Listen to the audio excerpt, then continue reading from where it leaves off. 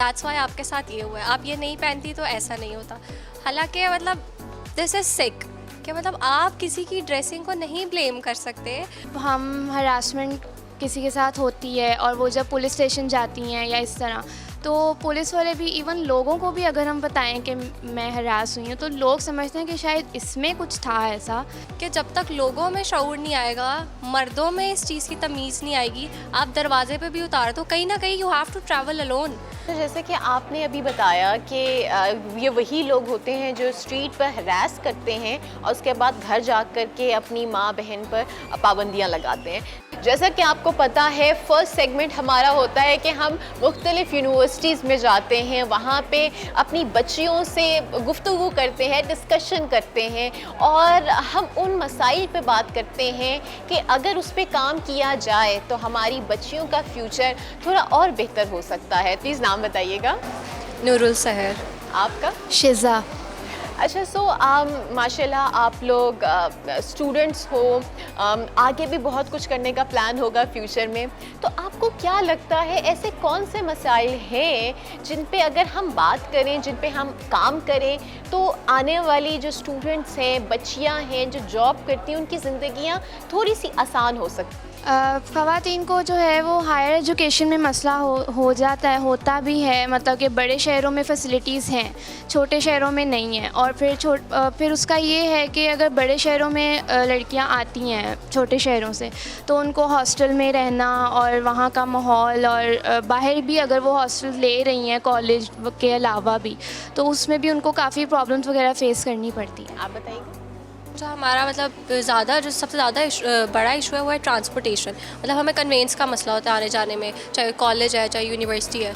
उसकी वजह से आई गेस बहुत सी बार फिर हम नहीं भी कंटिन्यू कर पाते, क्योंकि अगर कोई जगह बहुत ज़्यादा दूर है।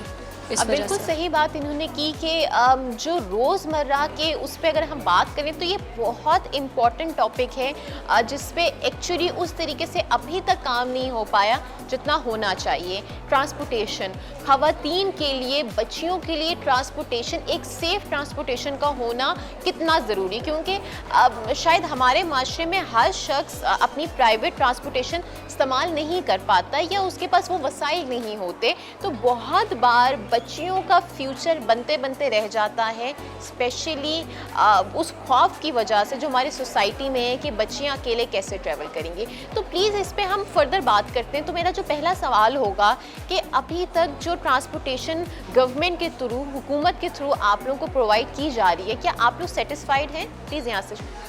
अगर इफ़ यू टॉक अबाउट हमारी अपनी यूनिवर्सिटी की ट्रांसपोर्ट, तो या टू सम एक्सटेंट, लेकिन अब जैसे हमें स्टॉप टू स्टॉप ये क्या कहते हैं उतारेगी, ड्रॉप करेगी, लेकिन अगर घर से हमें स्टॉप तक आना है, रास्ते में जितनी हूटें, क्योंकि पाकिस्तानी मर्द कोई मौका नहीं छोड़ते कि वो अगर एक लड़की चल रही है या औरत भी है तो वो उसको अनकम्फर्टेबल ना करे देखने से या कुछ बोलने से। तो वो जो हमने वहाँ से वहाँ तक आना, दैट्स नॉट सेफ़। ट्रू। तो और अगर हम इसके अलावा भी अपनी जो हमारी जो एजुकेशनल इंस्टीट्यूट्स की ट्रांसपोर्टेशन है उसके अलावा अगर हम बात करें तो वो बिल्कुल भी सेफ़ नहीं है।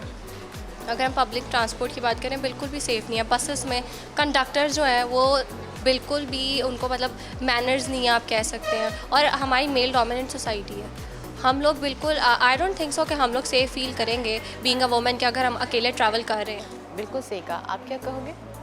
आई एग्री विद हर। हमारी public transport to some extent safe है भी और नहीं भी है। मतलब इफ़ यू टॉक अबाउट जो हमारी गवर्नमेंट ट्रांसपोर्टेशन है जो गवर्नमेंट की तरफ से हैं, उसमें भी लाइक लड़के ख़वातीन और मर्द के लिए अलग अलग उन्होंने बनाए हुए हैं सेक्शंस, लेकिन वो भी है कि ख़वातीन के लिए कम है, मर्दों के लिए ज़्यादा हैं। तो उसमें वो टू सम एक्सटेंट सेफ़ होगा भी, बट मेरे हिसाब से वो नहीं है, क्योंकि I myself go on a public transport, तो फिर मैं ये चीज़ें फ़ेस करती हूँ, मैं ऑब्ज़र्व करती हूँ, तो मैं अपने एक्सपीरियंस के हिसाब से कहूँगी कि ये सेफ़ नहीं है। अच्छा, सो जैसे कि आपने कहा कि अगर हम यूनिवर्सिटी की या कॉलेजेस की ट्रांसपोर्टेशन की बात करें तो वो स्टॉप टू स्टॉप होती है, और इन अ मीनवाइल तो आपको क्या लगता है कि किस तरह के वसाइल हमारे पास होने चाहिए जिसकी वजह से हम ये चीज़ को कवर अप करें कि हम बच्चियों को घर से पिक करें? सो इसके बारे में आपको क्या लगता है कि क्या यूनिवर्सिटीज़, कॉलेजेस क्या कर सकते हैं, क्या इनिशिएटिव ले सकते हैं? वेल, अच्छा, मतलब that's not the point. The point is कि जब तक लोगों में शऊर नहीं आएगा, मर्दों में इस चीज़ की तमीज़ नहीं आएगी, आप दरवाजे पे भी उतार दो, कहीं ना कहीं you have to travel alone.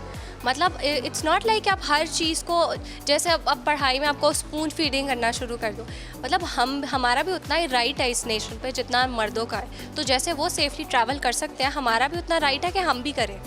तो आई गेस उनको इतनी मैनर्स, इतने एथिक्स होने चाहिए कि अगर लड़की ट्रैवल अकेले कर रही है तो भाई मतलब वो कोई एलियन नहीं है, वो वही है जो आप घर छोड़ के आए हो ना, माँ बहन, वो वही है। तो उसको मतलब सेफ फील कराओ। आप मर्द ही नहीं हो अगर आप औरत को अनकंफर्टेबल कर रहे हो। Agreed, 100% agreed. बिल्कुल, जैसे आपने कहा है कि उनको घर से घर तक पहुंचाना चाहिए बसेस वगैरह को, ये बिल्कुल इम्पॉसिबल है, ये नहीं हो सकता। ऐसे तो आपको प्राइवेट अपनी ट्रांसपोर्टेशन लगवानी पड़ेगी, जैसे लड़कियां रिक्शा वैन वगैरह लगवाती हैं, लेकिन वो भी फैसिलिटी हर किसी के लिए नहीं होती क्योंकि उसकी स्पेशल फ़ीस होती है और फिर वो हर कोई नहीं अफोर्ड कर सकता।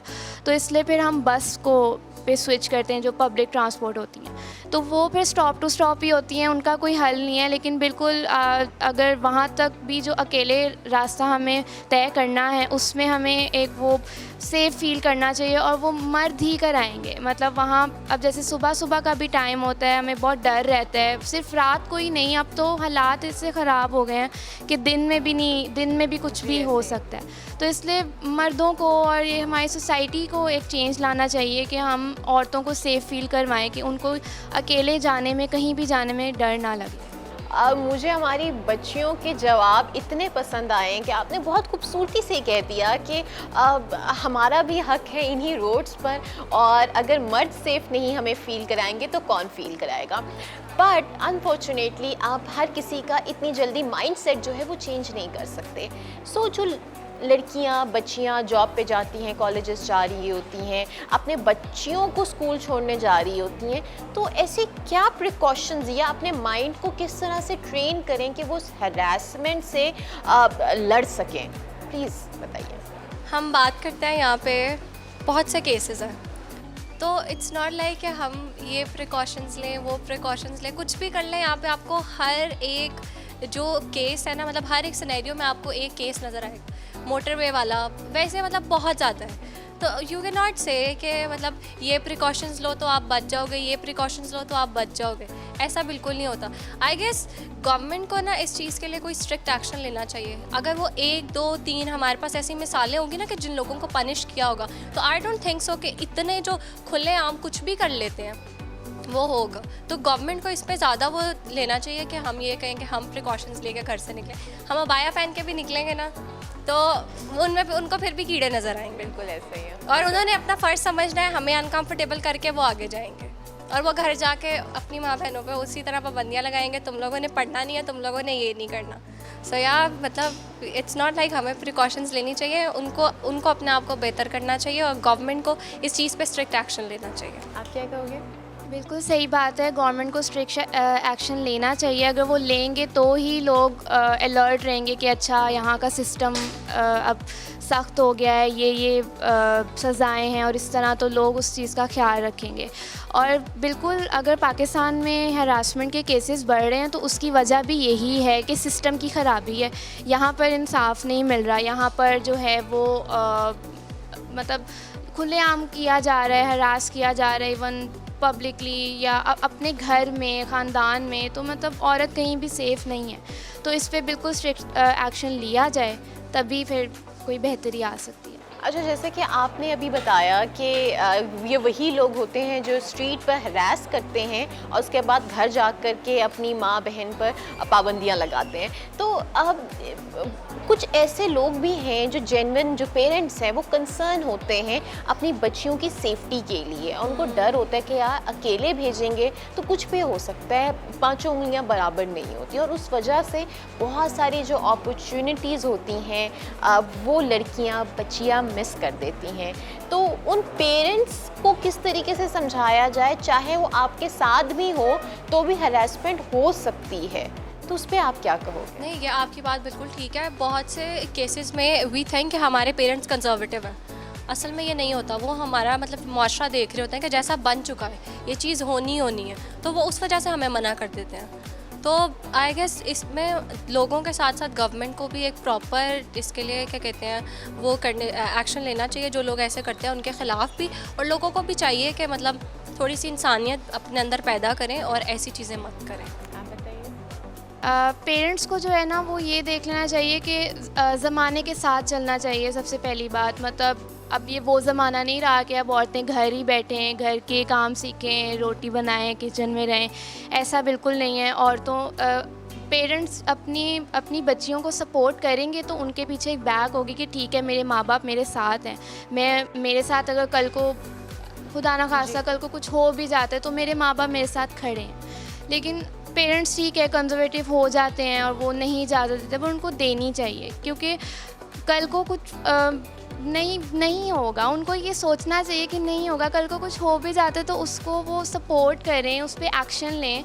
अगर आप इस चीज़ को बोलोगे हमारे साथ ये हुआ, वो सबसे पहले देखेंगे आपने पहना क्या। Victim blaming. एग्जैक्टली, आपने ये पहना था, दैट्स वाई आपके साथ ये हुआ है। आप ये नहीं पहनती तो ऐसा नहीं होता।